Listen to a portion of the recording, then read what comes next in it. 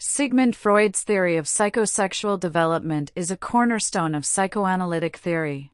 Freud proposed that personality development occurs through a series of stages, each characterized by a specific focus of pleasure related to different bodily zones. Successful navigation of these stages is crucial for psychological development, and any fixation or unresolved conflict at a stage can influence an individual's adult behavior. 1. Oral stage, 0 to 1 year, primary focus, the mouth, key activities, sucking, biting, and breastfeeding, psychological theme, dependency and trust, clinical considerations. Freud believed that during this stage, an infant derives pleasure from oral activities, primarily feeding.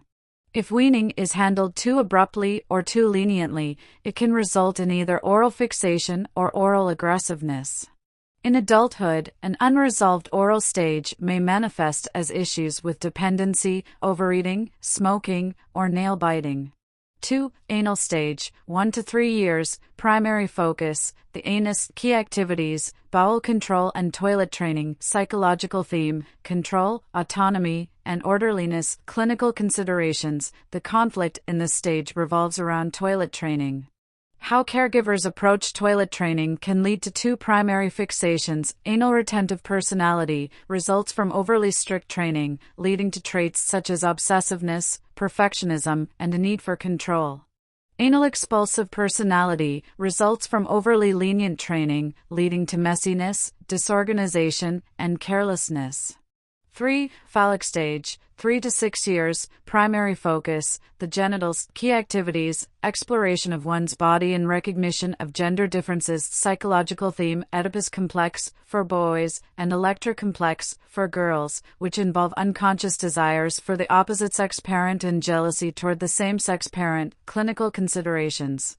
This stage is crucial for the development of gender identity and the establishment of internalized gender roles. Resolution of the Oedipus or Electra complex is vital for a child to move past this stage without experiencing lasting conflicts. Failure to resolve these conflicts may result in problems with self-esteem, identity, or relationships in adulthood. 4. Latency stage, 6 years to puberty, primary focus, dormant sexual feelings, key activities, socialization, intellectual development, and further emotional refinement, psychological theme, development of social skills, communication, and self-confidence, clinical considerations. During this stage, sexual impulses are repressed, and the energy is redirected towards learning and forming friendships. While this stage lacks overt psychosexual conflicts, difficulties in social development, such as isolation or shyness, may occur if issues from earlier stages persist unresolved. 5. Genital stage, puberty onward, primary focus, the genitals, but now in the context of mature adult sexuality, key activities, sexual intimacy and the development of healthy adult relationships, psychological theme, balancing libido with societal norms, responsibility, and the ability to form meaningful, intimate relationships, clinical considerations.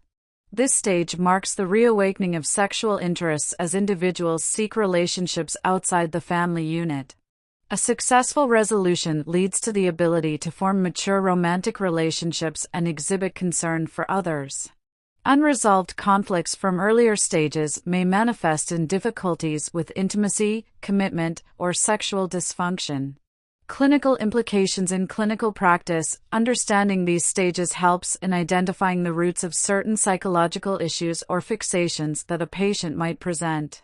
For example, unresolved conflicts in the anal stage might manifest in obsessive-compulsive behaviors, while difficulties from the phallic stage could appear as problems with gender identity or relationship conflicts. Freud's theory highlights the importance of early childhood experiences in shaping adult behavior, though it is also critiqued for being overly focused on sexuality and lacking empirical support. By considering these stages in psychotherapeutic practice, clinicians can better assess developmental issues, uncover early life conflicts, and use this understanding to inform treatment plans, especially within psychodynamic therapy. For further reading, Freud, S. 1905. 3 Essays on the Theory of Sexuality.